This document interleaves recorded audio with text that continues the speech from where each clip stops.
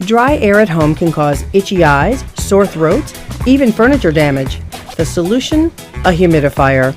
Consumer Reports tests dozens every year, checking how much moisture they pump out, whether they're efficient, and how noisy they are. We check safety features including bacterial buildup and emissions. And remember, you can't judge a humidifier by its price. Here's what you need to know to find the best humidifier for your home. Your first decision is whether you want a warm or cool mist humidifier. Both offer the same benefits, but here are some key differences. Let's start with cool. Cool mist humidifiers can cool the air in warmer, dry climates. There are two main types of cool mist units, evaporative and ultrasonic. Evaporative humidifiers use a fan to force dry air through a wet wick filter, usually made of a paper-based material, and the water evaporates into the air. In our emissions tests, all evaporative type humidifiers did not emit bacteria into the air. But even so, the wicks must be replaced every few months, depending on how often you use the humidifier and whether you have hard water. Console units can humidify spaces over 2,000 square feet. They can get pretty loud. Some consoles we tested reach 65 decibels, approaching the level of a vacuum cleaner. But they're generally used outside of sleeping areas, where noise isn't an issue. Ultrasonic-style cool mists have a small metal diaphragm inside that vibrates, atomizing the water into a fine vapor. No filter necessary. You might find a white powder surrounding your humidifier. This is from dissolved minerals in hard water that are incorporated into the mist.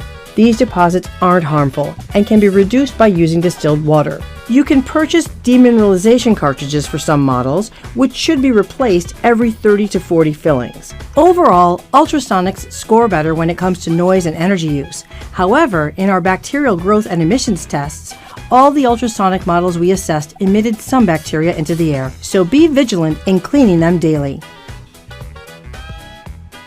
Warm mist humidifiers heat water to boiling temperatures and mix the steam with air. Because they can make your room a little warmer, these units are suited to cool, dry areas. Warm mist humidifiers don't have any filters to replace, but some units come with an absorption pad that collects mineral deposits, and those need to be changed. They're a few dollars each. Because the water inside the unit can become very hot, warm mist humidifiers are not recommended for use near babies or toddlers, and they use more electricity than cool mist humidifiers. When you shop, you may come across vaporizers. Essentially, vaporizers do the same thing as warm mist humidifiers, but they also heat and evaporate medicine. One vaporizer in our test did not emit bacteria into the air. We test all humidifiers for energy consumption and safety, and you can check out the ones that did the best in our ratings. Consumer Reports puts humidifiers through an array of tests. We check how many gallons of water they add to dry air in a day. We measure the noise levels in decibels on the unit's highest setting. Generally, humidifiers are pretty quiet. Most of the ones we tested were under 45 decibels, which is about the level of a human whisper. Anything under 53 decibels, equivalent to a low conversation, gets a good in our ratings. We test for convenience. Does it turn off when it's empty? Is the tank easy to carry? Can it be filled in a bathroom sink? We even test for the effects of hard water on the units. Take into consideration the added costs beyond the humidifier. The cost of filters and demineralization cartridges can add up, from a few dollars for the pads to $5 to $15 for your filters, depending on the size and models. So factor in how often you will use the machine. Your humidifier should be placed at least 6 inches from the wall on a flat surface. Never place it on a towel or rug, as they can interfere with the fan. Look for user-friendly digital controls and displays. We look at whether models have automatic shutoff, which is usually a good thing. But with evaporative models, you want them to keep running so that the filter dries out, so it reduces the chance of bacteria or mildew growth. You want to be sure that the humidifier you choose can fill the room adequately. If you get a humidifier that's too big for the room, you'll end up with condensation on the windows and too much moisture, creating a possible mold situation. Over time, too much humidity can cause wallpaper to peel, while too little can allow dry air to damage your furniture. So it's important to consider your unit's coverage.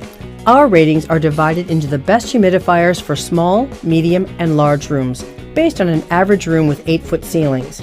If you have higher or cathedral ceilings, consider using a larger unit. Keeping a humidifier clean is essential. To keep bacteria at bay, you should drain, rinse, and dry the base trays and tanks daily, and disinfect the tank weekly, following maintenance instructions. Some makers claim that their models have antimicrobial properties. Our test found that you can't rely on those claims. We learned that humidifiers with antimicrobial claims weren't necessarily better at preventing bacterial growth or emitted bacteria. If you have asthma, allergies, or children at home, you should buy an evaporative wick model. They perform best in our bacterial emissions tests. With so much maintenance required, take a close look at the model you're considering. Are there hard-to-reach nooks and crannies that will make cleaning difficult? Can you easily clean the water bin? You can buy a commercial cleaner, but here is a safe and effective way to clean the base and tank. I'm going to pour about 1 cup of household white vinegar into the base. You're going to take a small brush and cleaning all the accessible areas, you're going to scrub the slime and mineral buildup. Then you want to take about 1 tablespoon of bleach, add it to a tank full of water. Shake the tank thoroughly, let it sit for 20 minutes, then rinse it out thoroughly until the bleach smell is completely gone. At the end of the season, get rid of any partially used filters. Clean the unit thoroughly and let it air dry. Then store it in a dry place. For more information and a full list of our humidifier ratings, check out consumerreports.org. We purchase all products we test, are a nonprofit, and accept no advertising. Thanks for your support.